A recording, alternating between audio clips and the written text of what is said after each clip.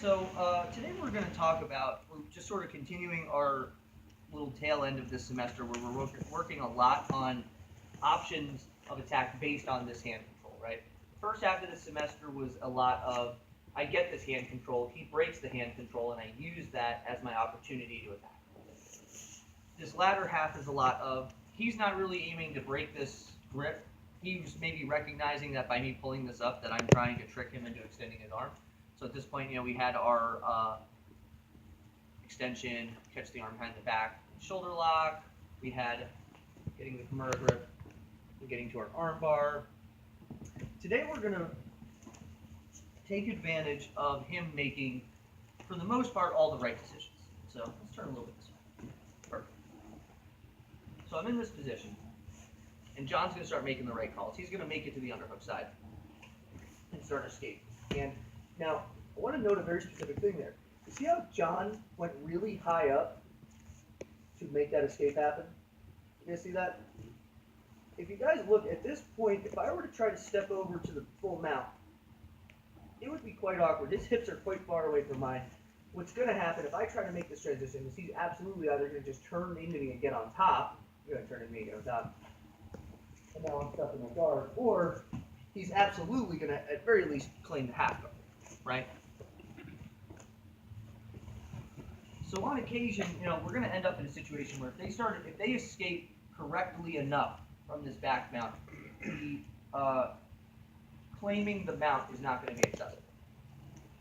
So what I want to do is, if I feel like he's making that exit route and I don't feel like I can take to the mount, or basically if I can't make the reversals that we've done so far happen as he's going, so then you start exiting, the first thing I need to do is I need to, so I can go back one case, I need to install a frame over here, okay?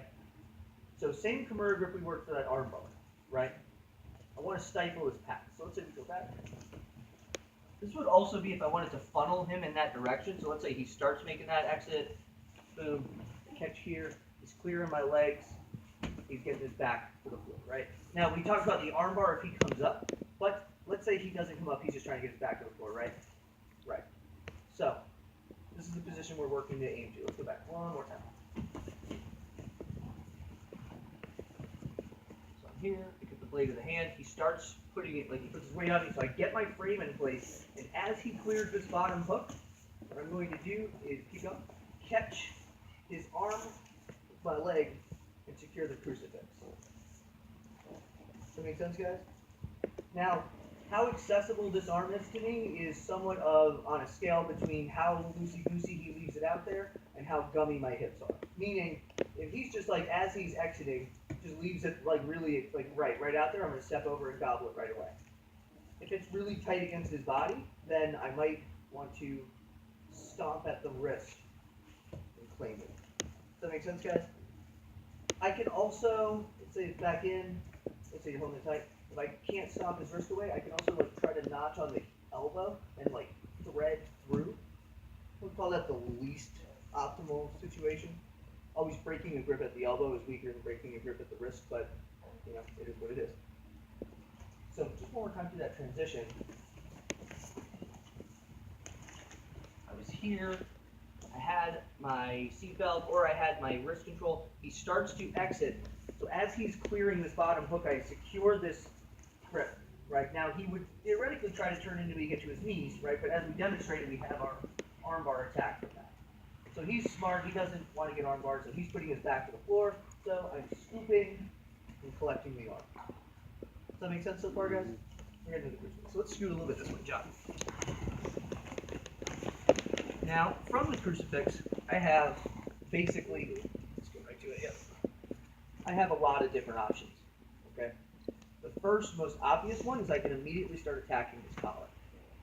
Especially if I can maintain this wrist control. So say I had this, I'm sorry, Tom, can you see what we're doing? Not really. Okay, this way, yeah. So I'm here, so if I can transfer and get this wrist control, then I can thread underneath. Now he has no arms to protect him. I'm getting right into this collar, I go right to my kata hajime, and I get my clinch. Very simple, okay?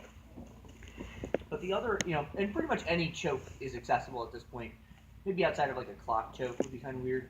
But if I just like were to thread my arm through, catch his trap, and get a rear naked choke from there, pretty much wherever I want. If I want to attack this neck, it's pretty much there. What I want to talk about a little bit more today, though, is ways I can attack this arm. So let's now rotate so your right arm is facing the camera. So, let's say I start out here, and I had this leg bent to the trap, okay? What I want to do when I start thinking about attacking this arm is I want to transfer. So, very important that obviously I should not do this, because people get drawn free. You probably all assume that that's pretty common sense. What I want is this leg to grab and kind of slide over, and there's like a transfer there. So you see how we kind of ended up pinched in my knees for a second? So it's here, I stepped over, I kind of extended away. So there's never a moment where he's not connected between two legs, right? My first attack is going to be the arm bar. That's the most obvious one. What I want to do is start dragging his arm away from him, right? And I want to catch it on the notch of my ankle, okay? Eventually, what I'm aiming for here, so actually let me just put it in the position so they can see like the opposite scenario, is I want to get an X.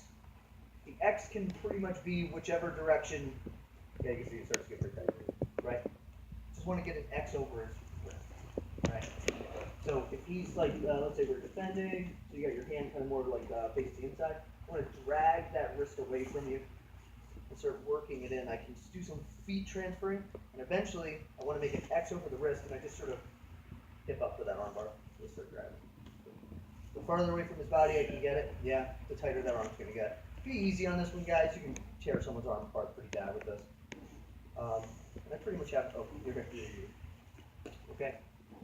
I could do that with either foot on top, but I feel like this is the outside leg being, or either leg over top, I should say. I feel like the outside leg being on top is the most secure position. But either way, if I'm here, I drag it out to the wrist, slide the wrist away, go over top, and there's one bar right there. Right? Additionally, in the category of like silly shit that doesn't seem like it should work, but it does. What I'm going to do here is transfer to that top leg before the wrist, and I want to drag that wrist up high. You guys see that?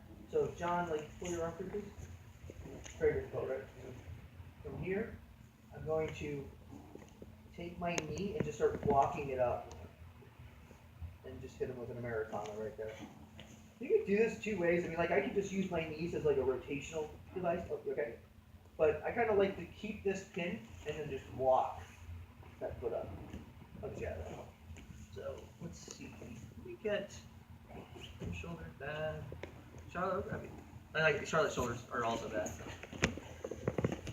So again, I'm in the back mount. Have my wrist control. She goes to escape via the underhook. So I'm immediately trying to frame out if she gets over this hook. So let's say you get over, like your, yep, exactly. So that way, I'm not losing the positional fight. Grabbing this leg. Okay.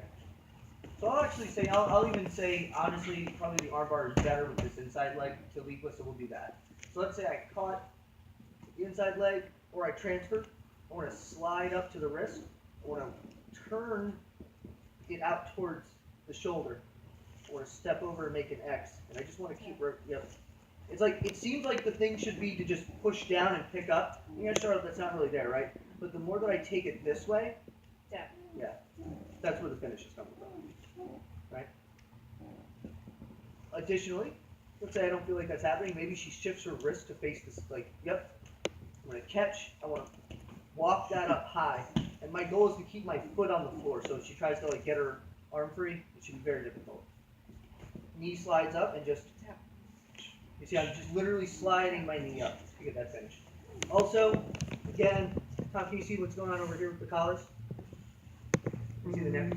Yes. From here, I got the blade of the wrist, teeth through. Just play around with your chokes. You know. Does that make sense, guys? Anyway, you can see that again and feel pretty solid. Let's play around with the wrist. 1, 2, 3.